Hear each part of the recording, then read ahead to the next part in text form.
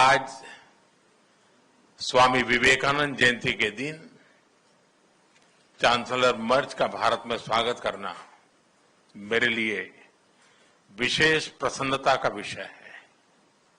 ये एक सुखद संयोग है कि स्वामी विवेकानंद जी ने ही भारत और जर्मनी के बीच दर्शन, ज्ञान और आत्मा का सेतु बनाया था।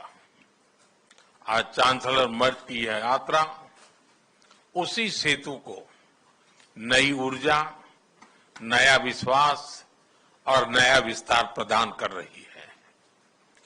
चांसलर के रूप में यह उनकी भारत ही नहीं बल्कि एशिया की पहली यात्रा है। यह इस बात का सशक्त प्रमाण है कि वे भारत के साथ संबंधों को कितना गहरा महत्व देते हैं।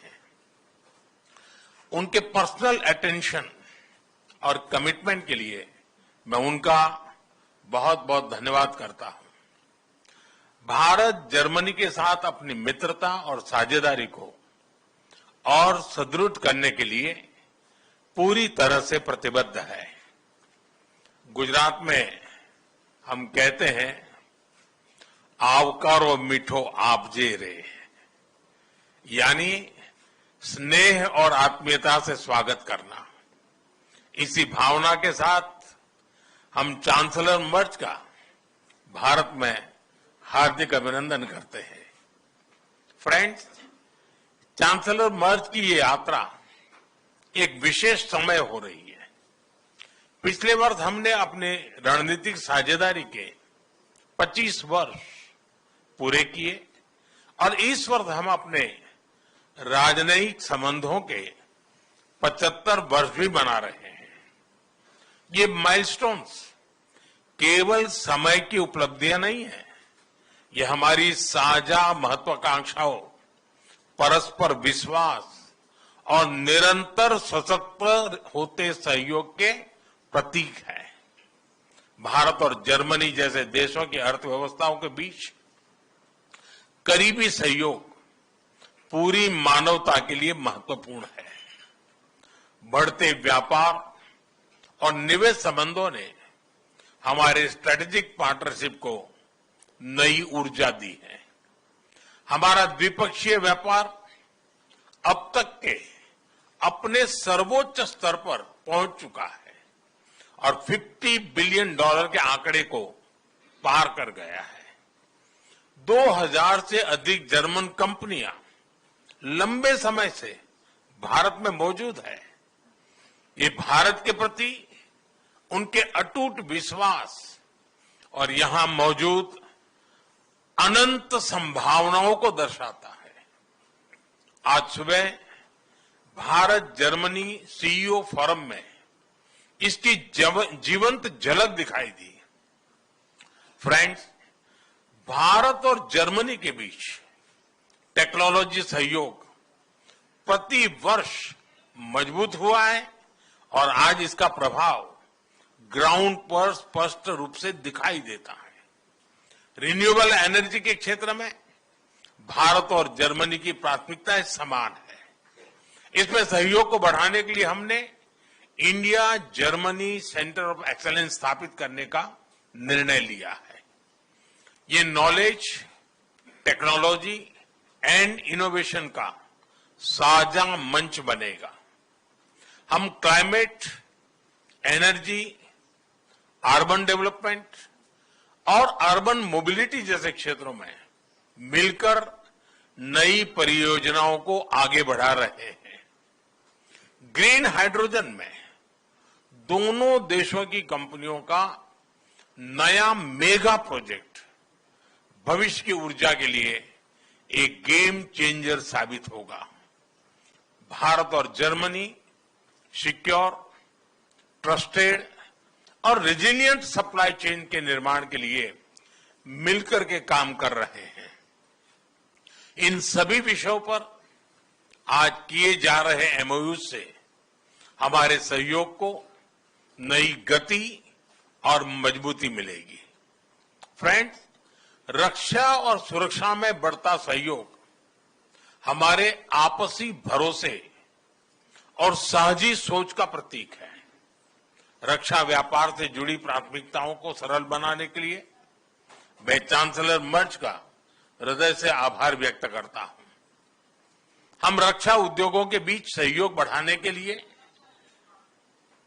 एक रोडमैप उस पर भी काम करेंगे, जिससे को डेवलपमेंट और को प्रोडक्शन के नए अवसर खुलेंगे। फ्रेंड्स, भारत और जर्मनी के बीच ऐतिहासिक और गहरे पीपल टू पीपल टाइज हैं।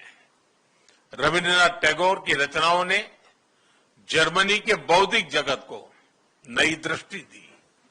स्वामी विवेकानंद की विचारधारा ने जर्मनी सहित पूरे यूरोप को प्रेरित किया और मैडम कामा ने जर्मनी में पहली बार भारत की आजादी का ध्वज फहराकर हमारी स्वतंत्रता की आकांक्षाओं को वैश्विक पहचान दी। आज हम इस ऐतिहासिक जुड़ाव को आधुनिक साझेदारी का रूप दे रहे हैं। माइग्रेशन, मोबिलिटी और स्किलिंग बढ़ाने पर विशेष बल दिया गया है। भारत की टैलेंटेड युवा शक्ति जर्मनी की अर्थव्यवस्था में महत्वपूर्ण योगदान दे रही है। आज ग्लोबल स्किल्स पार्टनरशिप पर जारी जॉइंट डिक्लेरेशन ऑफ इंटेंट इसी भरोसे का प्रतीक है। इससे खास तौर पर हेल्थ केयर प्रोफेशनल्स की आवाजाही आसान होगी। आज हमने खेलों के क्षेत्र में भी सहयोग को आगे बढ़ाने के लिए ठोस कदम उठाए हैं। यह युवाओं को जोड़ने का एक प्रभावी माध्यम बनेगा। आज हायर एजुकेशन पर बना कॉम्प्रिहेंसिव रोडमैप शिक्षा के क्षेत्र में हमारी साझेदारी को नई दिशा देगा। मैं जर्मन विश्वविद्यालयों को भारत में अपने कैंपस खोलने के लिए आमंत्रण देता हूं। भारतीय नागरिकों के लिए वीजा फ्री ट्रांजिट की घोषणा के लिए मैं चांसलर मर्ज का आभार व्यक्त करता हूं। इससे दोनों देशों के लोगों के बीच नजदीकियां और बढ़ेगी। मुझे खुशी है कि गुजरात के लोथल में बनाए जा रहे नेशनल मैरीटाइम हेरिटेज कॉम्प्लेक्स से जर्मन मैरीटाइम म्यूजियम जुड़ रहा है। यह दोनों देशों की मैरीटाइम हिस्ट्री को जोड़ने वाला ऐतिहासिक कदम है। ट्रेडिशनल मेडिसिन के क्षेत्र में गुजरात आयुर्वेद यूनिवर्सिटी का जर्मनी के साथ करीबी सहयोग रहा है। इस महत्वपूर्ण विषय पर आज किए जा रहे एमओयू से हमारा सहयोग को और अधिक बल मिलेगा। फ्रेंड्स, भारत और जर्मनी की हमेशा कंधे से कंधा मिलाकर हम चलते रहे हैं। हमारी दोस्ती का प्रभाव ग्लोबल स्टेज पर भी दिखाई देता है। घाना, कैमरून और मलावी जैसे देशों में ज्वाइंट प्रोजेक्ट से हमारी ट्राइलेटरल विकास साझेदारी दुनिया के लिए एक सफल मॉडल है। हम ग्लोबल साउथ के देशों के विकास के लिए अपने साझा प्रयासों को आगे भी निरंतर जारी रखेंगे। इंडो पैसिफिक दोनों देशों के लिए हाई प्रायोरिटी है। इस क्षेत्र में हमारे तालमेल को बढ़ाने के लिए हम एक कंसल्टेशन मैकेनिज्म की शुरुआत करने जा रहे हैं। आज हमने यूक्रेन और गाजा सहित कई वैश्विक और क्षेत्रीय मुद्दों पर विस्तार से चर्चा की। भारत सभी समस्याओं और विवादों के शांतिपूर्ण समाधान का पक्षधर रहा है और इस दिशा में किए जा रहे सभी प्रयासों का समर्थन करता है। हम एक मत है कि आतंकवाद पूरी मानवता के लिए एक गंभीर खतरा है। भारत और जर्मनी इसके विरुद्ध एकजुट होकर पूरी दृढ़ता से लड़ाई जारी रखेंगे। भारत और जर्मनी सहमत है कि ग्लोबल चैलेंजेस से निपटने के लिए ग्लोबल इंस्टीट्यूशंस में सुधार अत्यंत महत्वपूर्ण है। यूएन सिक्योरिटी काउंसिल में सुधार के लिए G4 के माध्यम से हमारा संयुक्त प्रयास इसी सोच का प्रमाण है। एक्सेलेंसी, 140 करोड़ भारतवासियों की ओर से मैं एक बार फिर आपका भारत में हार्दिक स्वागत करता हूं।